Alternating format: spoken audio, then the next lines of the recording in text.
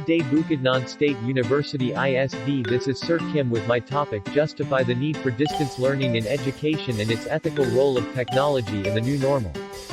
What is digital editing? Digital editing involves transferring film and audio into computer formats capable of being modified in a digital editor. Scenes are trimmed, cut, and arranged to create a fluid and coherent story. Dialogue, music and computer graphics or computer-generated imagery, CGI, are inserted, and the product is divided into sequences, edited to eliminate errors and reviewed to ensure it follows the scripts, both the creator's priorities and intent as well as meeting the instructions of the producers.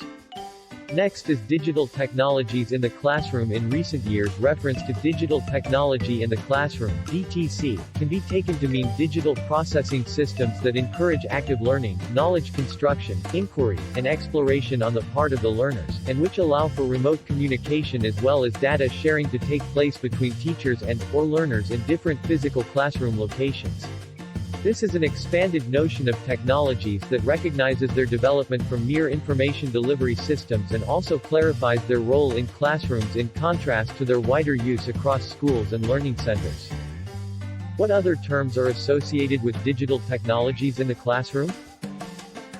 First is bring your own device, where the learners bring their own technology into the classroom for use as part of the learning activity. For example, mobile phone is used to browse the internet as part of a research activity. It is also a greater range of technologies available and lower cost to institution. But it is difficult to control and monitor usage. Some learners may have better devices than others. Lack of teacher understanding or training. Second is e-portfolios. It is a learners and teachers create an electronic catalog of work that tracks their learning journey. This is usually online and often uses multimedia files. For the example, a student portfolio of artwork is presented online through an e-portfolio. This includes scans of their sketches, photographs of displays and visits to galleries, written reflections, narrated videos of the artist, learner, at work and an audio logbook. And it provides a way of quickly and seamlessly presenting a wide variety of material in different formats including details of process. Third is flipped classroom.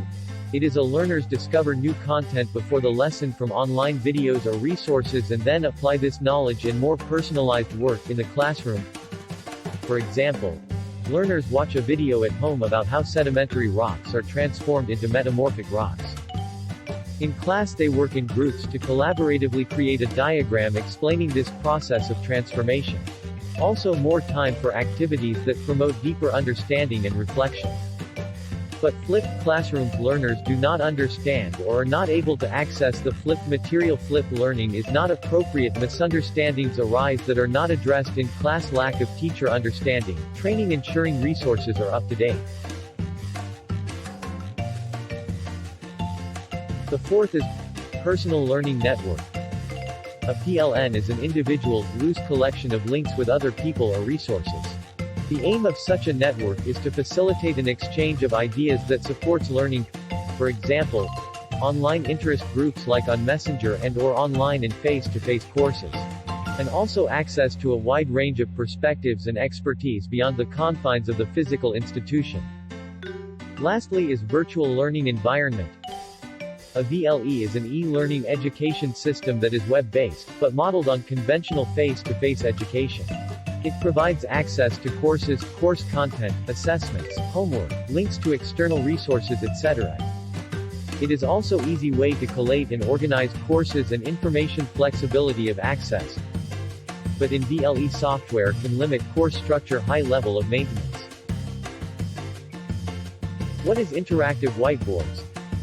IWB allows images from a computer to be displayed through a digital projector, onto a large, usually wall-mounted board. Users can interact with the content on the board using fingers or a stylus.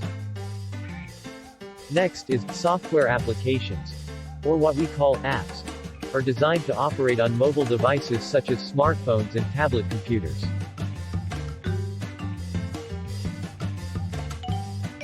Next is the Web 2.0. Refers to the second generation of the World Wide Web. Web 2.0 includes features and functionality that were not available before, for example, podcasts, blogs, wikis, RSS or rich site summary, used for updating regularly changing web content, social networking and tagging. There are benefits of digital technologies in the classroom. The potential benefits of digital technology in the classrooms are that it can foster dialogic and emancipatory practice. First is dialogic practice, is that in which students are active, engaged and empowered participants in a conversation from which learning emerges. For example, learners working on a maths modeling program can start to have conversations about what they see on a computer screen without having to rely on terminology that they may not yet have. The teacher can then add the appropriate language into the conversation as the project develops. Another is the emancipatory practice, is that in which an individual student's ideas go beyond the learning prescribed by the teacher, syllabus as they draw on knowledge gained outside formal education to construct understanding. For example, in music lessons learners can use their own knowledge and expertise of playing instruments or using technology to construct their own recording environments, perhaps using their mobile phone. They can then bring in ideas that they have created at home or in instrumental music lessons. The different technologies can improve learning by augmenting and connecting learning activities. For example, in a geography lesson, two classes in different schools may link up via the internet to explore cultural differences in relation to a particular global issue such as pollution or energy supply. The groups could work together to understand not just the issue itself but its impact on communities and individuals by talking to real people. In situations where bandwidth is limited, this could be done at a whole class level via video or even over email or SMS, short message service messaging. Digital technology can often also be exciting for learners and offers a potentially more engaging alternative. At the same time, it is important to be aware that some learners may be less confident in learning with digital technologies, and steps need to be taken to ensure equality of access. Digital technology offers immediate feedback for both the learner and the teacher. There are the challenges, criticisms of digital editing in the classroom.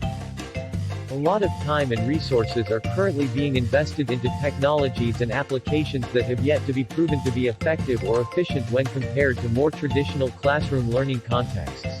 Teachers and schools need to think carefully about when, why and how to use technologies, as well as evaluating their efficiency and effectiveness. There is a digital divide. The divide between those who have access to digital technology and the internet, and those that do not. Implementing and then maintaining technology is costly, particularly as systems can quickly become out of date. There may be problems with the existing infrastructure. For example, internet connections may be inconsistent and/or slow. Safety for students and teachers is a key challenge with prevention of cyberbullying, the hacking of personal information, access to illegal or banned materials and distractions from learning, such as social networking and mobile phone use, all being high on institutional agendas. The schools support the use of digital editing in the classroom. Schools can allow teachers and learners the freedom to explore potential new uses of devices and systems, as well as combinations of technologies into novel digital editing environments. Teachers and learners should be encouraged to share their practice with each other in the classroom and more widely. Teachers can make the best use of technology in the classroom by developing their awareness of a range of digital editing and considering carefully both how and why they can be used to support students' learning. Effective selection of software and devices is only part of the story.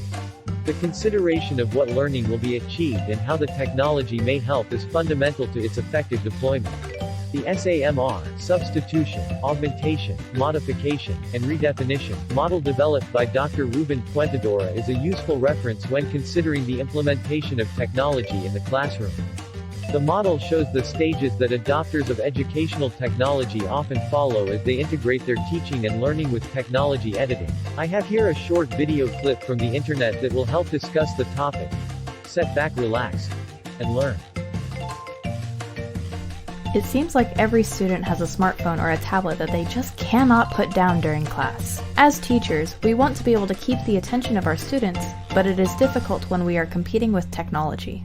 What if, instead of fighting the use of technology in our classrooms, we integrated it in a meaningful way?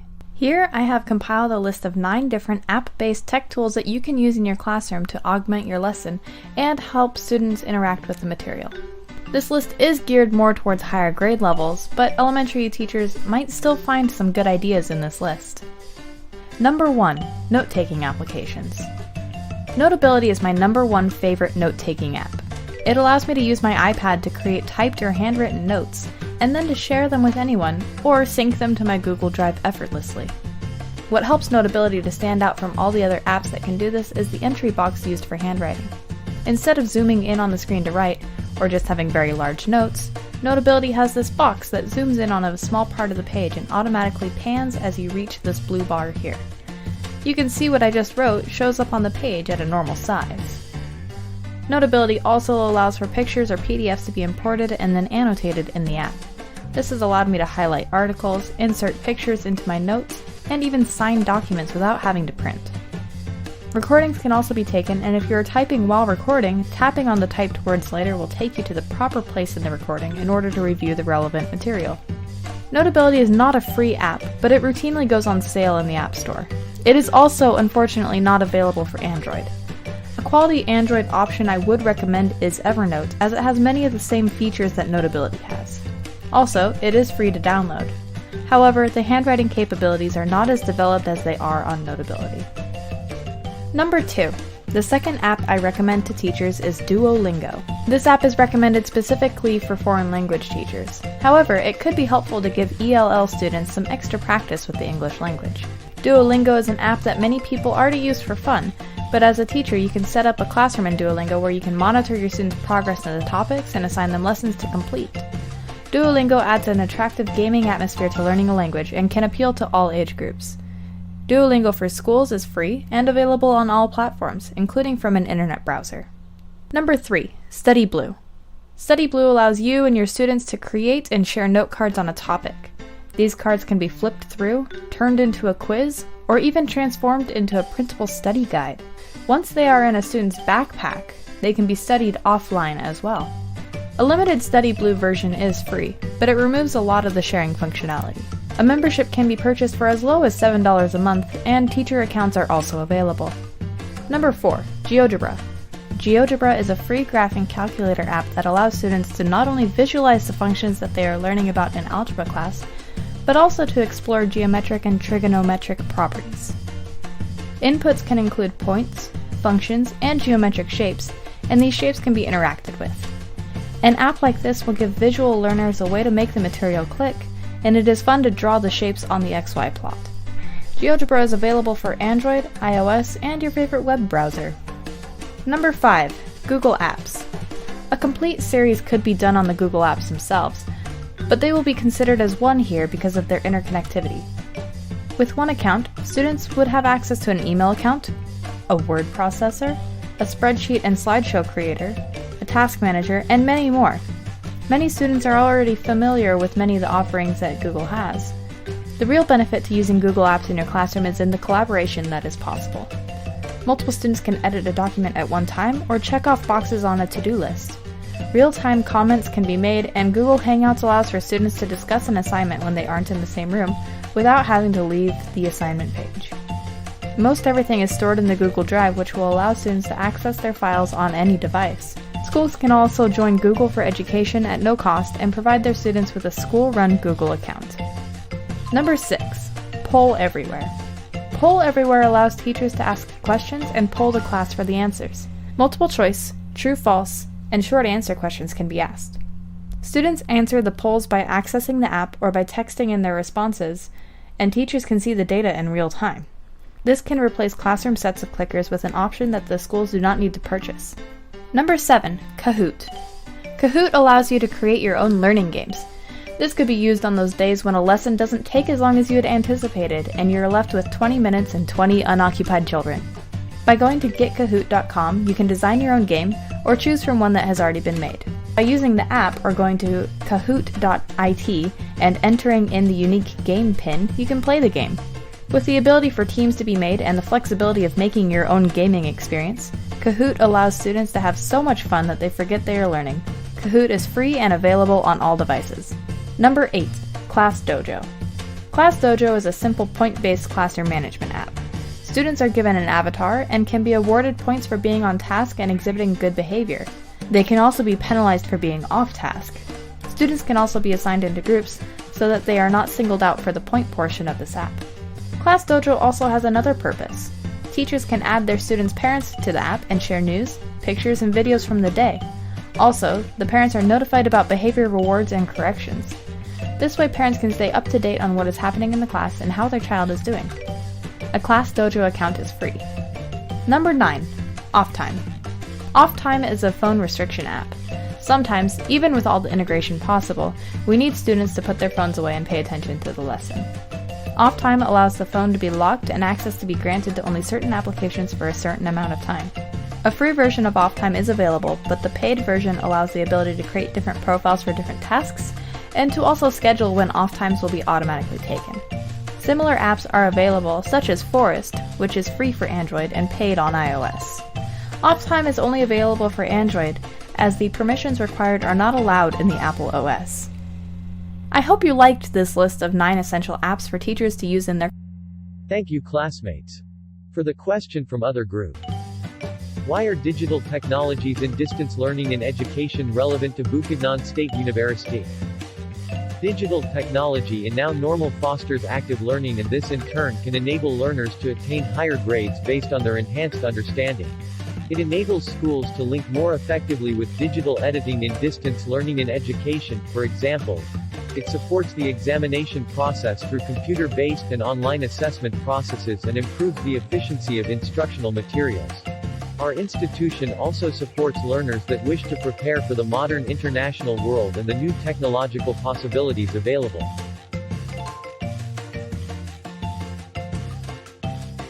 Thank you everyone for listening. This is Irish Kim Timula. Thank you Dr. Wilfred Oliva and ISD classmates.